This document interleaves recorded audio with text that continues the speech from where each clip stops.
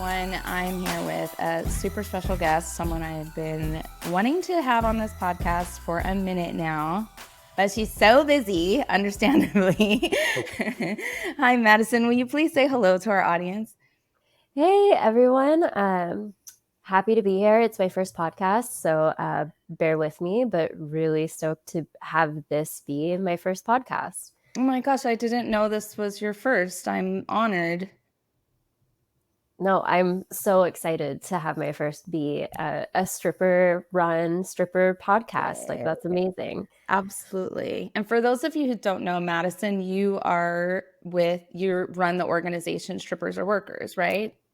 Yep, yeah, I kind of go by the formal role of campaign manager of Strippers or Workers. I've been on the campaign since 2020, but in this role for 2.5, almost 3 years now. Okay, great. You said you've been on this campaign since 2020.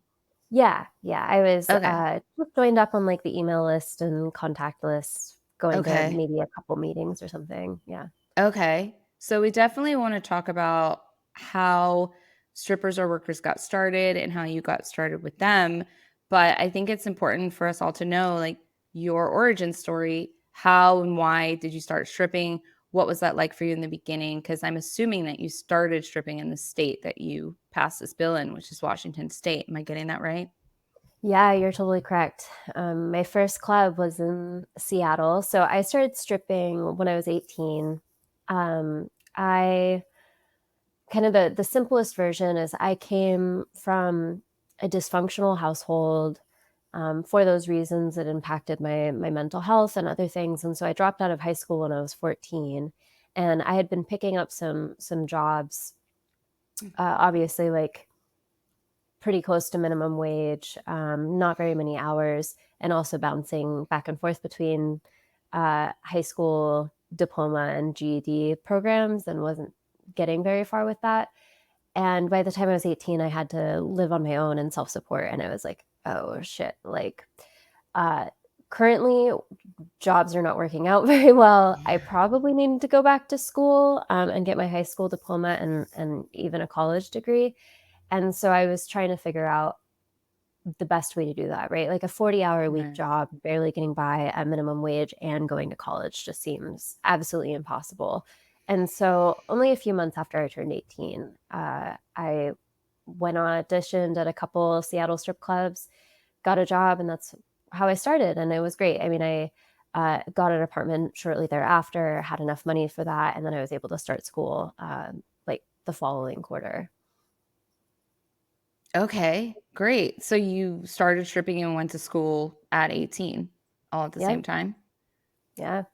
Wow, amazing. And so 18, I mean, I'm not trying to ask how old you are, but I'm just wondering like what was different back then versus now? Like is there much of a difference that you saw when you first started when you were 18 versus um like up until the bill was passed?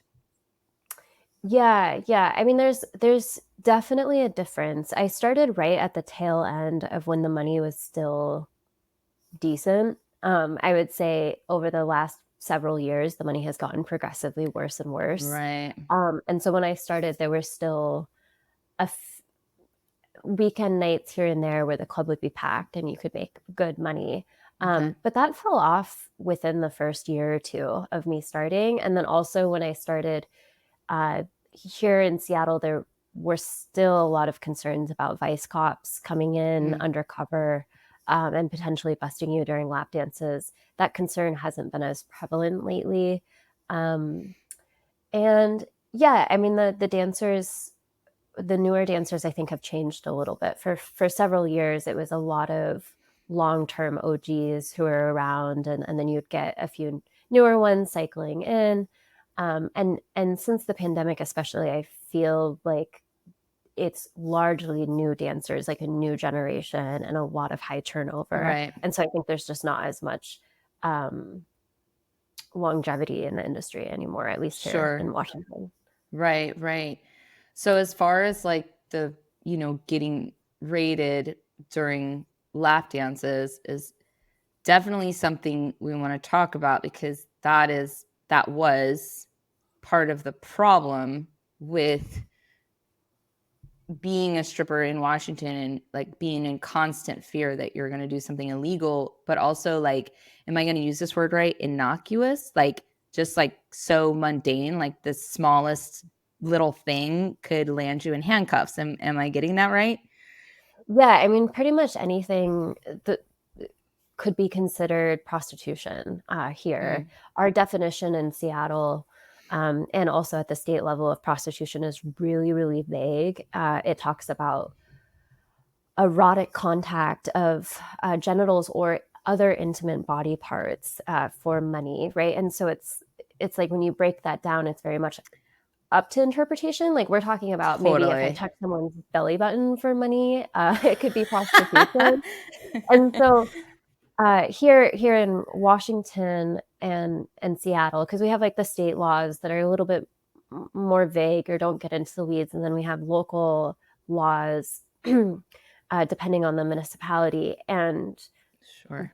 the laws in the various municipalities are very, very similar, and they're all very strict. But I'll mostly talk about Seattle since 10 out Okay. of 11 of our Washington strip clubs are in Seattle. Um, but we haven't it's basically been illegal to strip on stage and get naked and be tipped by a customer. Like that's been illegal. The moment that a customer is within a certain amount of feet of the stage, illegal, let alone if they come up and tip you or like tuck it in your thong or something like that. And then lap dances have been illegal. In theory, by law, lap dances should be floating air dances a certain distance away from the customer, but also you can't erotically touch yourself and you certainly can't take any of your outfit off. And then if you're taking money up front for a lap dance, that's also, it's just like everything, So right? what are you just vamping? Like you're just supposed to vamp? I, Is that yeah, I don't know. I don't know. And then like nudity is defined. I mean, having your ass crack out. I mean, it's every part of the job from start to finish is illegal here until very, very recently. And the reality is that while SPD and other Seattle and Washington government bodies have really stopped enforcing a lot of the strip club criminalization laws, maybe around 2017, it's not that the laws changed. It's that like police interests and priorities shifted a little bit, primarily actually to raiding massage parlors. But that doesn't mean that the Mm. laws have changed. So people are still at risk of that. And actually, something I really want to mention is that the new Seattle City Council is a lot more conservative than the previous one. And one of the council members actually just brought up recriminalizing prostitution loitering. And so without having actual standardized changes to our laws, there's always this possibility that public opinion, police opinion, government official opinion could change, and then they start raiding the clubs again. And that's one of the main things that I want to make sure is permanently abolished. Absolutely. So what we should probably talk about then is what the work that strippers our workers did recently. I mean, leading up to and then the win recently. Obviously, been working for a while, and what the bill is and how it sort of tackles these things that we're talking about and how it can abolish permanently, as you said. Yeah, yeah. So strippers or workers was started kind of informally around 2016, but more formally in 2018, just by a bunch of dancers talking in the locker rooms, right? Like how Mm-hmm. a lot of these labor movements start. Because stuff here has been really tough. I mean, I'm sure y'all have been on Stripper Forum and you see the posts on Stripper Forum, not that it's around anymore, RIP, but people would talk about Seattle and Washington and be like, don't even bother to try to work there. It's so bad. Yeah. Um, and and that was largely because of the alcohol prohibition. We're the only state without any form of alcohol service in our strip clubs, which makes it so not profitable and also not desirable for most of the customer base. Um, but also because of all these criminalizing laws. And so the criminalization and stigma and also alcohol ban just made our clubs feel like uninviting, gnarly places to be in, right? It just didn't feel good as a customer. And so Mm-hmm. it just had all these snowball effects of you didn't have a lot of young people coming in. You didn't have a diverse clientele. The clubs had to really push to try to make as much profit as possible, and so they did that by like pandering to racism and Mm, racist clients, and making the house fees really really high, like $150 just to start, let alone like making the dancers sell sodas, and if they don't sell their four quota, the quota of four sodas, they have to pay right. it back. Wild Right. shit back rent was big here.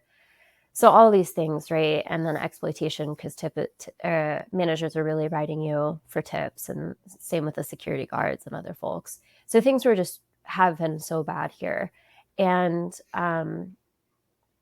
that is the reason why dancers started talking. I mean, like, man, management is a large part of this problem, and it needs to Hmm. change. And Okay. so our organizing started in 2018, and then we passed our first bill 2019, and we coined it the dancer safety and security bill, and it put panic buttons in the clubs, customer blacklists to 86 them if a dancer makes a complaint, and then it created labor and industries, which is a state agency, adult entertainment advisory committee, which is basically a fact-finding research committee that does stakeholder consensus, so brought in dancers, club owners, management, and then Elle and I did research through that stakeholdering process to learn what changes need to happen to the industry. And that was really necessary for our process because it gives like an official institutional report Hmm. to demonstrate some of the things that we all intuitively knew through our lived experiences. And that was basically like our data to show for the eventual big overhaul of like wanting to ask for all these things, like ending back rent, legalizing alcohol in clubs, capping fees, all those things that would have to happen at the legislature level. Um, Mm. and so we could use that data to justify that because, of course, we're talking about sex work, we're talking about stripping, super stigmatized, going to be really hard to get people on our side. So data was Right. important. Yeah. Yeah. Wow. It's a lot of work. Yeah, yeah. And then, of course, we passed that bill in 2019, but then the pandemic hit Yeah. 2020.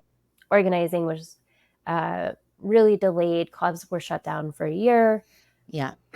And we really only got started again in 2021 ish, mid to late 2021. And that's when we were ready to continue our organizing and introduce this legislation that would be everything from security guard minimums, because there weren't any, and some of these clubs Mm. to save on costs wouldn't even have one security guard. That was my first home club. Not, We what didn't do you have mean? What do you say that not again? one.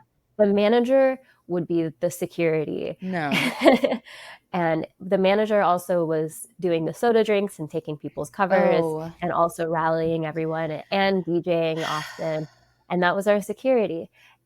And on top of that, like a lot of these clubs were really interested in security anyways, not only because it costs money to contract them or put them on payroll, but also because they aren't kicking out violent customers, because wow. they're trying to get as much money as they possibly can because they're not making enough revenue to keep the doors open. And then that's not me making excuses for management, but I do think that like that is a really natural outcome of the climate that the industry was put into. Um, Sure. so yeah, our bill was going to do minimum security fee caps because $150 to $200 a night is crazy, and making people sell Ridiculous. sodas or pay $20 to leave to go to the bar or whatever next door. Um, Ending back rent, abolishing it totally, alcohol legalization, club employee training on things like de-escalation. We wanted to standardize the practice of the club, and also anti-discrimination protections and Right. equitable contracts, all this stuff.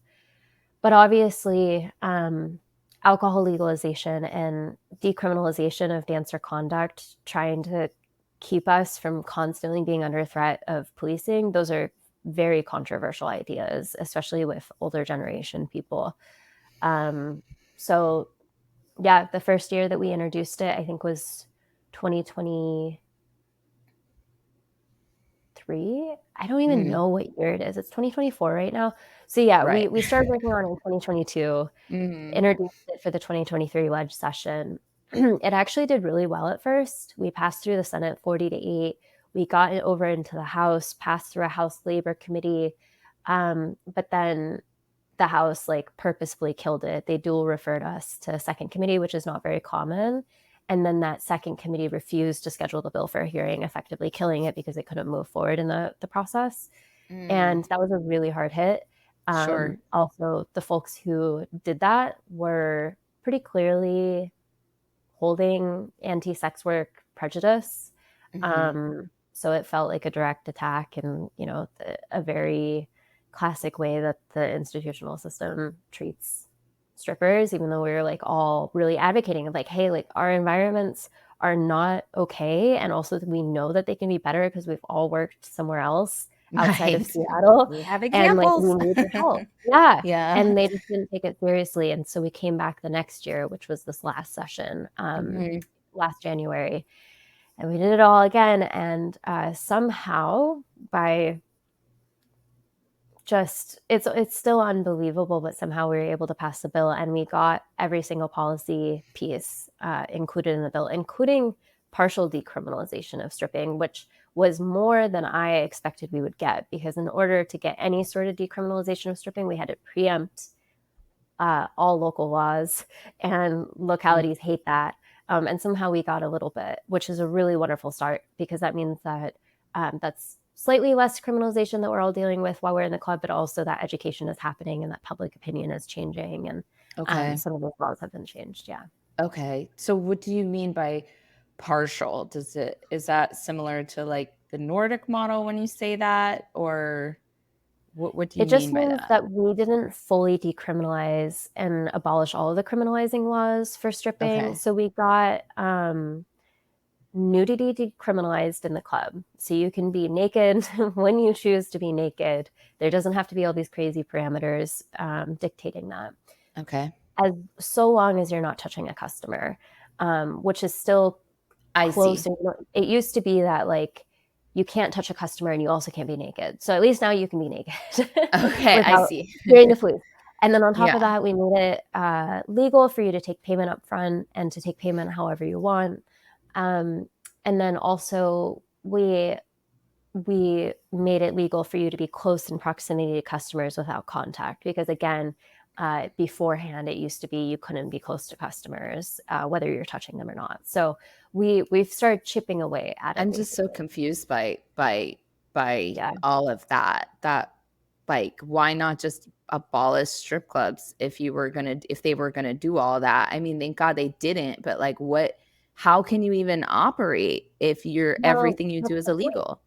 Yeah, that's the point, is that it's unconstitutional to abolish strip clubs completely. Right. The Supreme Court ruled that. And so the way that people and the government can carry out and demand stuff is by making it as difficult and horrendous as possible to be in that business. And Mhm. it's actually been pretty successful. That's why Washington only has 11 clubs. Yikes. That's why dancers have been suffering so much. I really do think that is the purposeful intent behind laws like this. And Mhm. unfortunately, the laws are touted as being for public safety, but what they do is they insulate clubs from the rest of society without any concern or regard for what's happening inside the clubs, particularly to dancers. And so it's putting all of the burden on dancers. And I think that's justified in a lot of people's Yeah. minds because we're sex workers. Right. And I'm also confused by like, okay, for instance, I'm a person who wants to own a club, hypothetical. Uh, Not hypothetical, but in this situation, I'm a person who wants to own a club and I live in Washington State. Why on earth would I open a strip club with all of You, these yeah. laws? And so I guess I'm kind of wondering like what are you doing?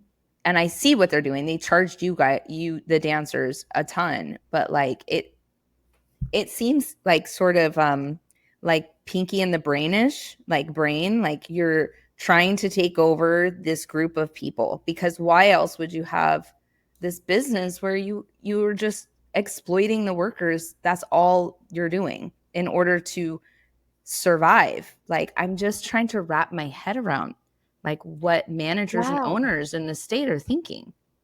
Well, and I think you're hitting a really important point is that there's a lot of people out there that would probably run the strip clubs way better and actually have some care and humanization of dancers, but they're not going to get into the Washington game because it's such an irrational choice.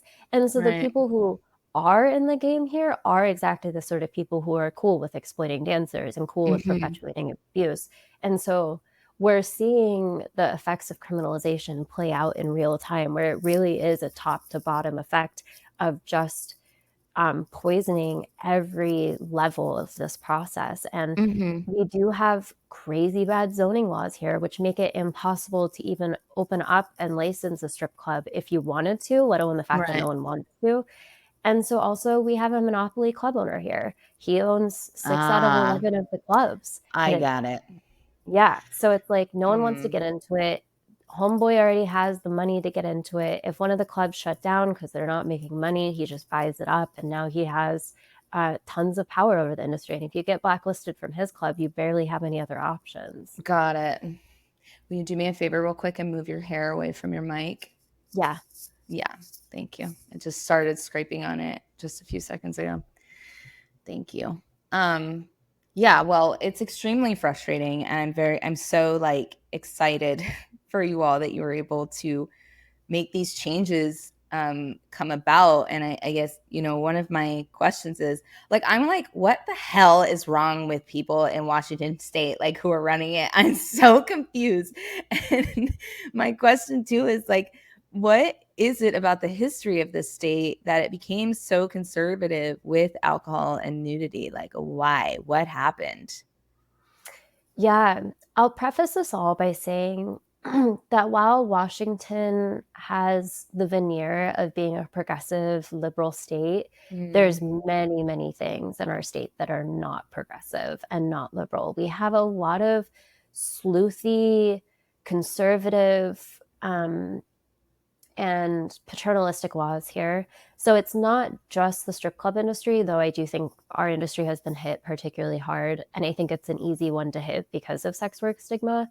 Um, but yeah, we're not the only ones. The right. history of strip club regulation here is kind of wild. Um, Okay. so in the 60s, there were Supreme Court rulings. You might know this already, but there's Supreme Court rulings regarding the regulations of porn industry and strip club industry. And basically, the Supreme Court ruling was like, yeah, we assume that there's all these negative outcomes that are going to be associated with the business and work of porn and strip clubs, and therefore it's constitutional to regulate them in order to mitigate all those evil, bad things that are going to come from them. So Okay. things like limiting alcohol service, limiting nudity, limiting proximity to customers, zoning, everything, right? And so our whole country is allowed to use those types of regulations for these businesses. On what scale and how those regulations are applied depends on the state and the locality, all those things.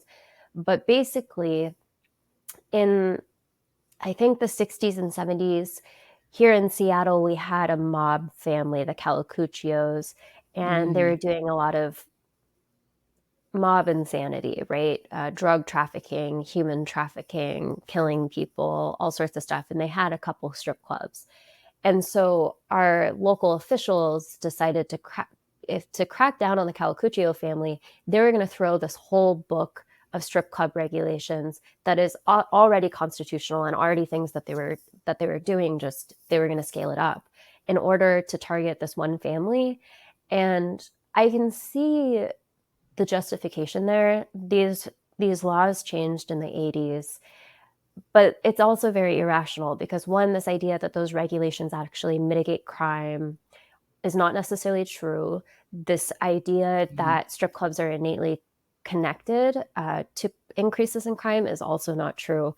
And also, it's incredibly problematic to target a mob presence by changing regulations in the industry in a way that has no concern of how, especially the workers within that industry Right. are going to be affected by that. So incredibly problematic. And then 40 plus years later, we're seeing the results and effects of that. Wow. Okay. I had no idea. And that, yeah, you're right. That's not justifiable, but that's wild. Thank you for sharing all of that. Yes, it's true. We made a stripper store for your slutty lifestyle, so go and shop the core. But wait, there's more. Pole dancers, listen up. You've learned from hoes, support their growth by shopping here with us. Stripper fans, all you daddies, you can shop here too. Where these threads and solidarity get stuff for your boo. It's a stripper store made with strippers in mind. Profit share with all the babes to supplement the grind. It's a stripper store made with strippers in mind. Profit share with all the babes to supplement the grind. Shop with us at YAS, to purchase items that directly support the podcast, our guests, and 10% of profits to a stripper or sex worker charity. Yes, stripper.com. I have this question about, because I was looking through your Instagram account, Strippers Are Workers, and I saw someone it was in the writing or someone spoke it, that there's this logic in Washington state that more laws make it safer for strippers, which we kind of just talked about. But what I'm curious about is, like, have you been able to be face to face with someone and have that very specific conversation and like argue against it? Like, did you have an opportunity to do that? And what was that like? And potentially, did their mind change? Like, Yeah. So I think that comment is very true. I also want to point out that this idea that regulating strippers is part of the larger idea from white supremacy, colonialism, patriarchy, that the more you regulate and control people, the more you can get the results that you want. And so I think that this is just a version of that that's being applied to strippers and sex workers more generally around the country. I have had so many conversations with people who hold those beliefs. It's yeah, absolutely a huge part of the anti-sex work, anti-trafficking industry. These nonprofit organizations that are doing anti-trafficking work while promoting Nordic model and demand stuff. They all really deeply hold those beliefs and those right. frameworks. And also a lot of old school white feminists who grew up in the second wave also really hold those beliefs. Mm-hmm. Um, I do think that there's a huge generational divide in particularly lawmakers, but also the public, uh, where the younger generation understands that controlling and policing people, especially their bodies, is not the way to get liberation and healthy, self-determined autonomy. Right. And the older generation just doesn't really get that. So I had a lot of conversations on this topic, and it would Sure. take different forms, but ultimately it came down to this these prejudiced beliefs that because we are strippers, there's something innately wrong with us, that we Right. are not credible, that we're dumb, that we're untalented, unskilled, uneducated, whatever it is. And therefore, we need paternalistic daddy government to tell us exactly what we need to do and how to do it. And the fact is that that is not true. The government, which is primarily ruled by class, whiteness, and masculinity, does not know how the majority of strippers who are femme, non-binary, trans women, people of color, coming from low socioeconomic backgrounds, or people with disabilities, right? All these different things. Mm-hmm. That government does not know what is best for us. And so what that results in is all this harm of us having to function within this policed, criminalized system and hoping that we can somehow get out of it. Get out of What I mean by get out of it is get out of it with our own choices and setting our boundaries and being able to access resources that we need. But the fact is like all those things are so hard to do under that system. And so how those Right. conversations usually went is trying to humanize ourselves and saying like, hey, this is my experience, this is my understanding of it, this is why it doesn't work. And I think those conversations in more neutral to gray folks or organizations did go better, and eventually consensus was built and people came along and they're like, okay, I actually can see that uh, ultimately, for example, a dancer being able to determine what they say yes or no to really can only be determined by that dancer, and it doesn't help anyone that that dancer is giving a lap dance constantly worried that vice could come in or that Sure. management could hold it against their head. Right? Some people were open to that. Now the more tightly conservative groups or folks, I think some of those beliefs are so fundamental to their identity and their understanding of the world and the system. Right. There is no changing that. And I don't think that we ever will, to be completely honest.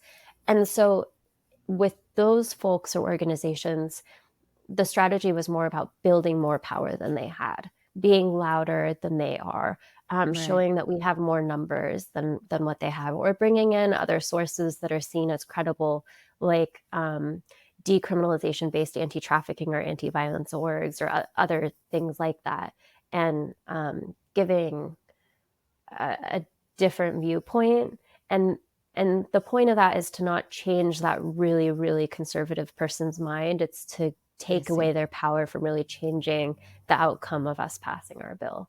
I see. That makes sense. That's a very wise and efficient strategy, because I'm like, let's change everyone's mind. And like and that's just not reality. But that's what I want. Something is sparking, I've been in work situations before that aren't great, and I hear comments such as, and not just from management but also from dancers, I've heard this, well, if you don't like the way things are here, maybe you should work somewhere else.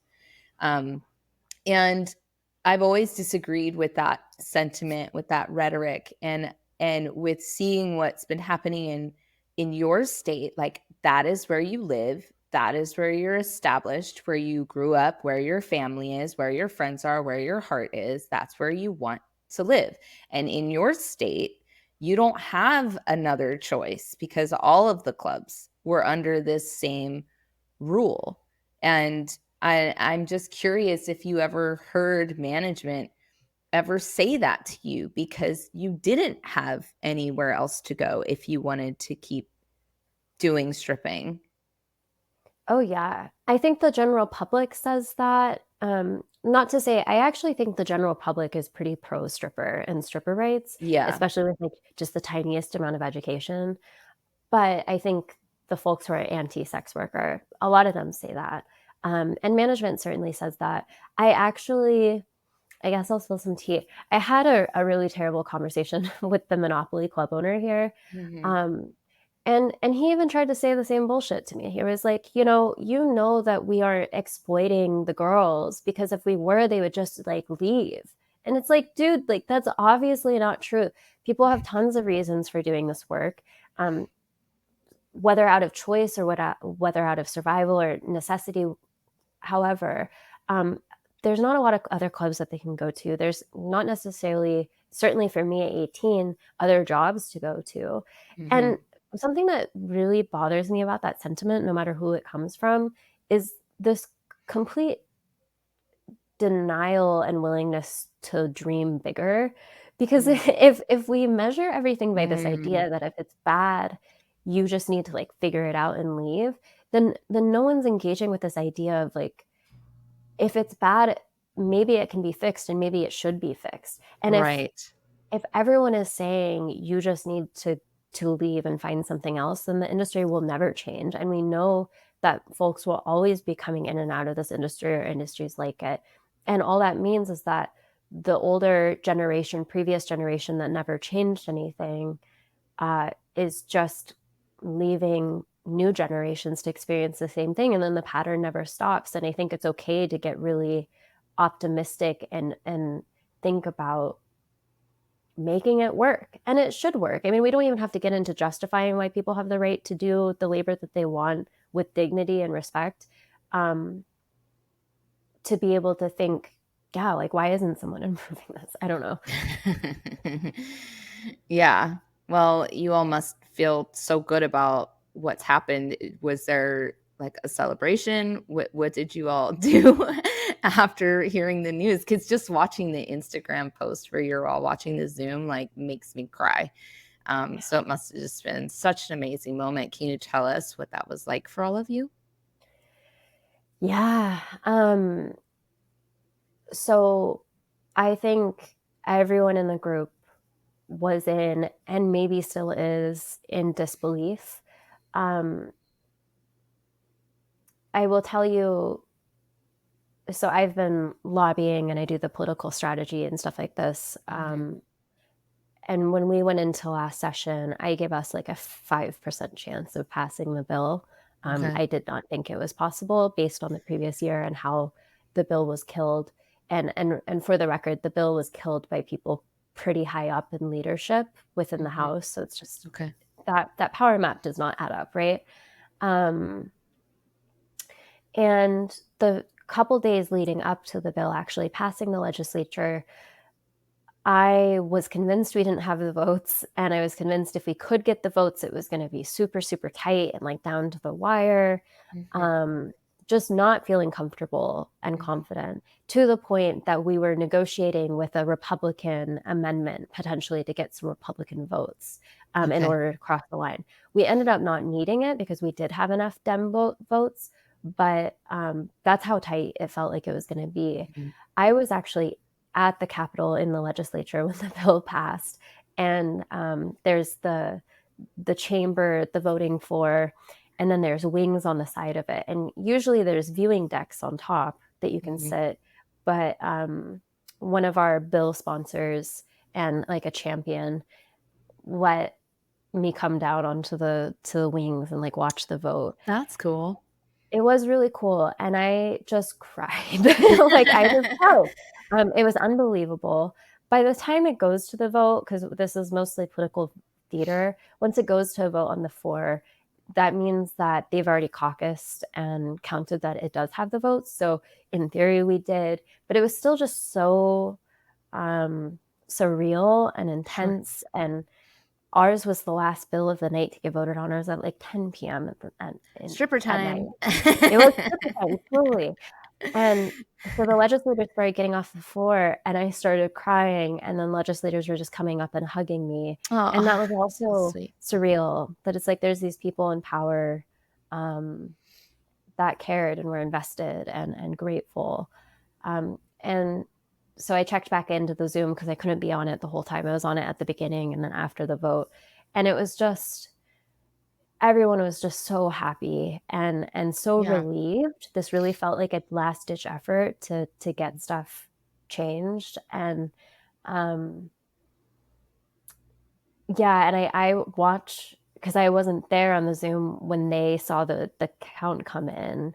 And I still watch the recording of them celebrating when the count comes in, because it's so amazing to see it, and everyone's relief and joy. And we've celebrated many times since then. Amazing. We celebrated at a queer venue, like a queer nightclub here that partnered with us a lot.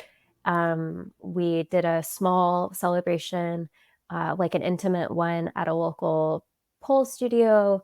And we've gone out for drinks and we did a spa day, like all sorts of things. And it's just been great. That's amazing.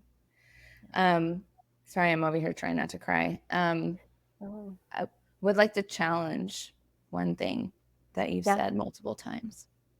That is unbelievable. And I'd like to challenge that it is believable because it happened, and that it must maintain and be believable, because we need to believe that we can do things and make things happen. And we believe in you. So many people have been watching what you've been doing. And I think a lot of us believed in you. That's, why we were on board, and we believe in us. We believe in strippers, and that we are capable, opposite of what so many people out there think of us. So I'd like to challenge that we all start to believe in what you did and that it's real. Yeah, that's so beautiful. And I think something that is painful in this work is that I deeply believe in strippers and our community and our fellow like communities of other forms of sex work. And I think that we are some of the most skilled, powerful, driven folks that I've ever known. It is really painful to sometimes feel like the system is a Goliath that can never be won over. Right. It feels sometimes like an impossible fight. Like the system is built in a way where people like us aren't supposed to have power. Right. And it's true. Like we did build power, and I believe that power can be built. I just think that and we did build power, enough power that this thing could happen. And I also believe that things are changing. And I think at least here in Washington, I see a lot of new lawmakers who like get it. That's awesome. Yeah. It's just, I have no doubt in us. I have doubt in the system. And Sure. like, you know? Yeah. I get that. I have no doubt in us either, in strippers in general, and sex workers, of course. This, I feel like this movement that you have been a part of and that your team has done gives so much more of us hope, because you did something on such a grand scale, and you were tenacious and you were consistent. You persevered, you pushed through, even though you had dips and failures and setbacks and losses. And that's something to be really proud of. So how do the rest of us do it? Because you guys probably have a playbook or something. Oh, yeah. The playbook is build as much community power as possible. The idea behind grassroots organizing is that our voices together has more power than the system. And in order to effectively do that, we have to build relationships, we have to build strong community, and we have to come together willing to like push forward.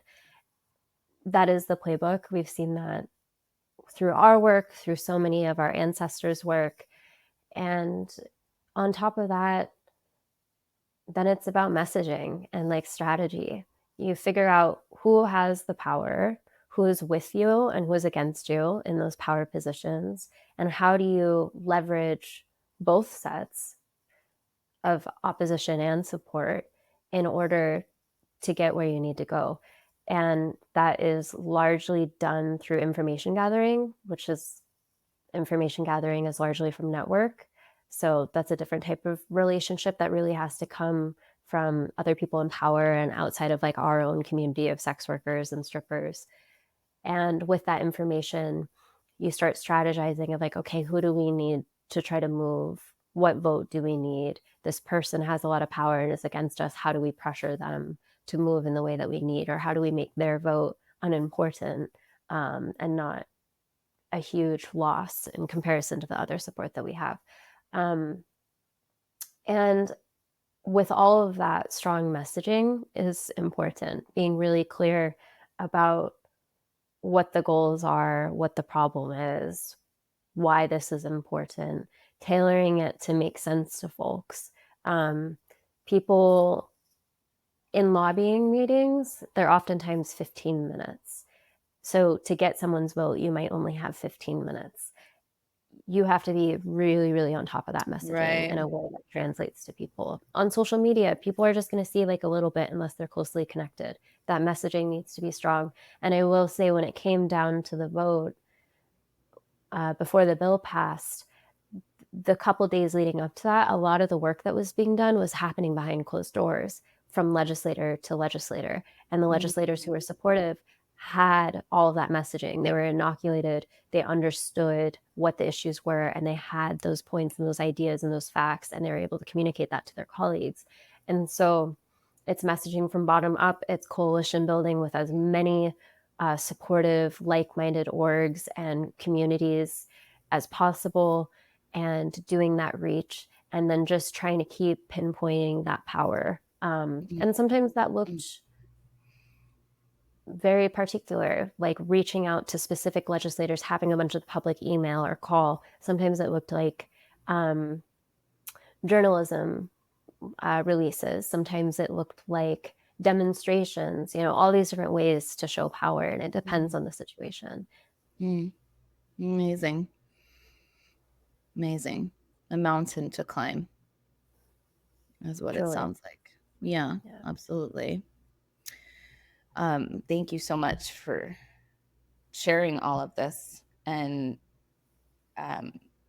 enlightening us and teaching us, and for the work that you and your team have done. It's tremendous.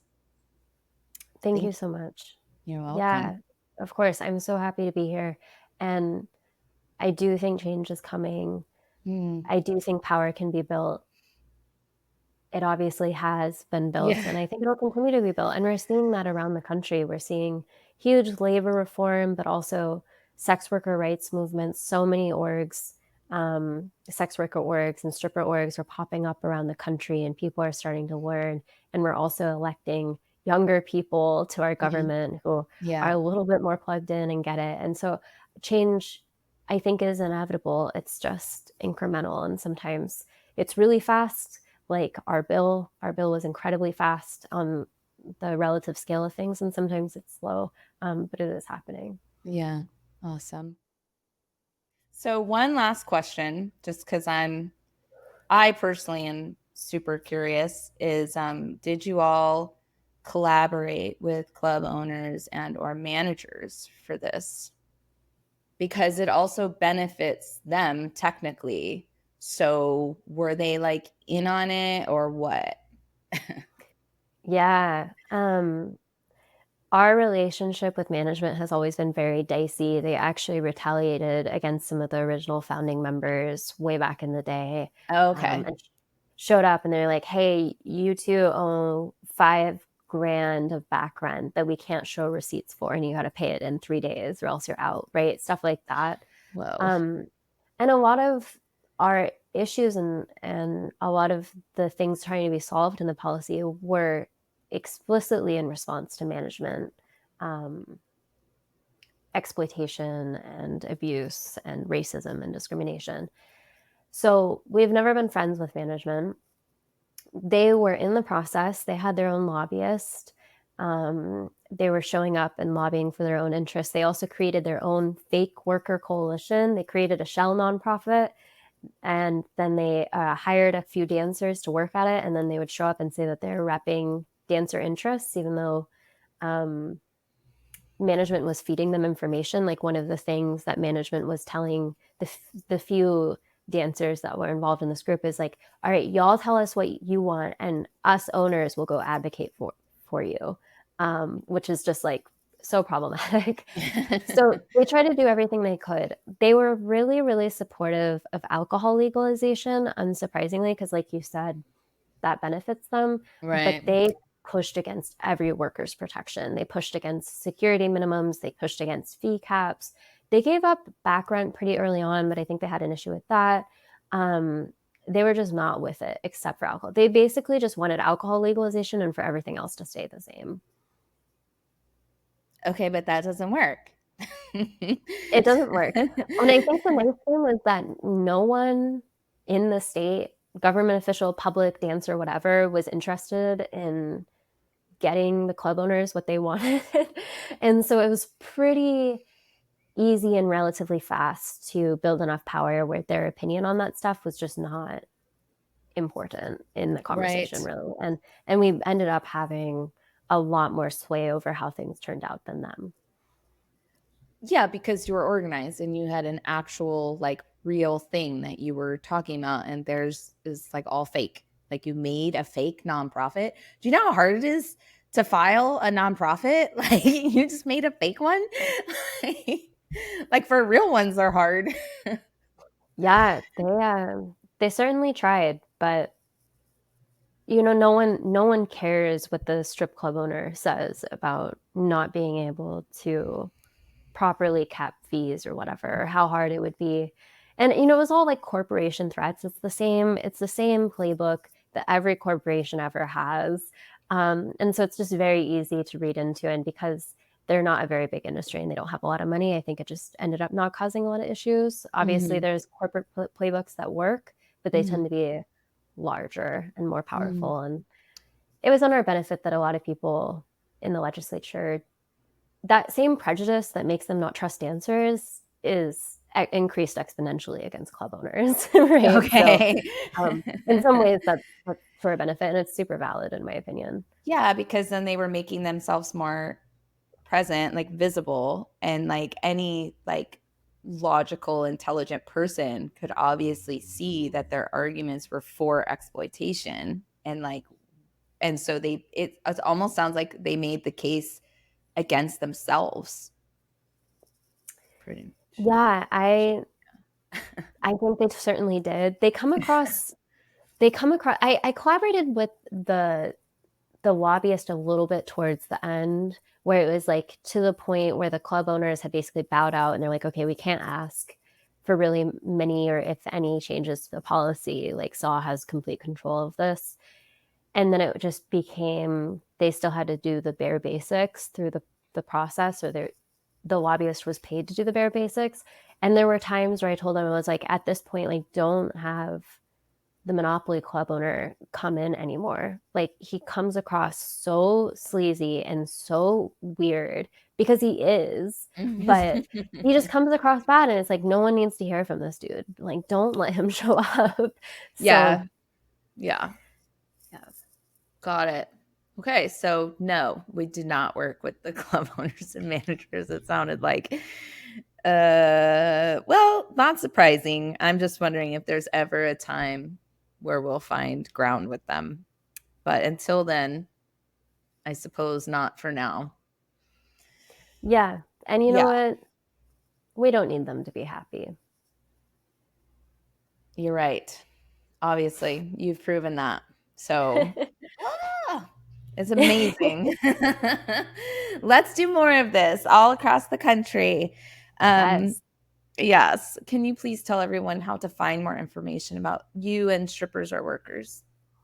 Yeah. Strippers Are Workers is probably best kept up to date with through our Instagram. It's Strippers Are Workers WA, WA.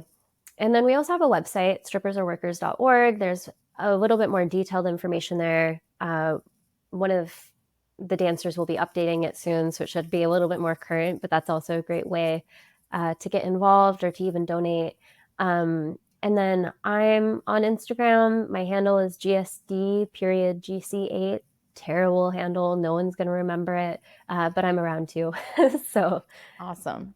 And speaking of donating, is it okay if I talk about our collaboration? Yes, absolutely. Okay. Please do. So speaking of donating,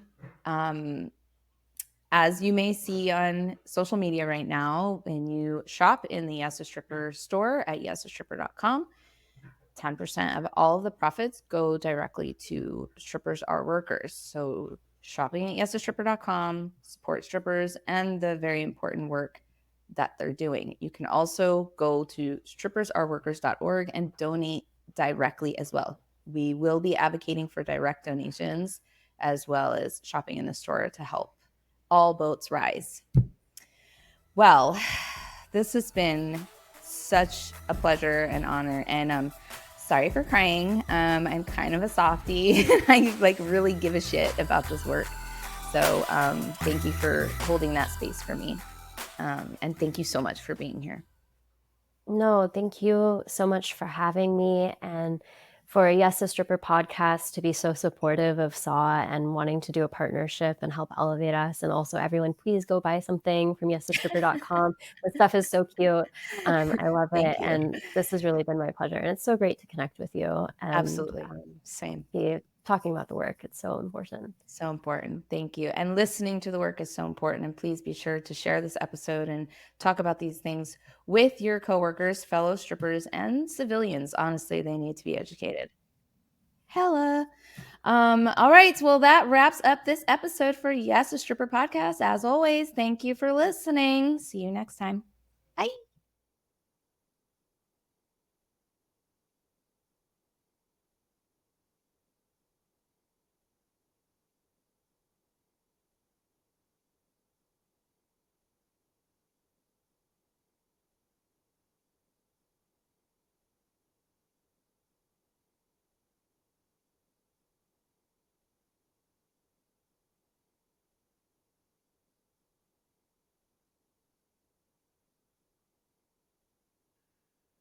And that's on Period Network.